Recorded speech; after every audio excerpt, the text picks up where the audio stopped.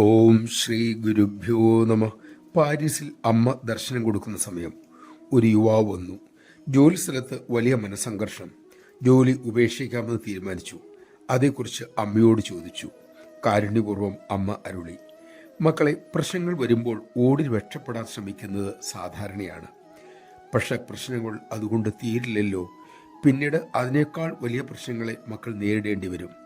പുറത്തുള്ള എത്ര വലിയ ശക്തിക്കും നമ്മുടെ ആന്തരിക ശക്തിയെ ഒട്ടും ബാധിക്കാൻ കഴിയില്ല മക്കളെ. പക്ഷെ മക്കൾ അതിനെ സ്വീകരിക്കുന്ന, കാണുന്ന കാഴ്ചപ്പാട് മാറ്റണം. സാക്ഷിഭാവത്തിൽ പ്രശ്നങ്ങളെ കാണാനും സ്വീകരിക്കാനും ശീലിക്കണം. അപ്പോൾ മനസ്സിലാക്കും, ഒന്നിനും നമ്മെ ബാധിക്കാൻ കഴിയില്ല എന്ന്. നമ്മുടെ ഉള്ളിൽ തന്നെയാണ് പ്രശ്നം. അവിടെയാണ് പരിഹാരം ഉണ്ടാകേണ്ടതും.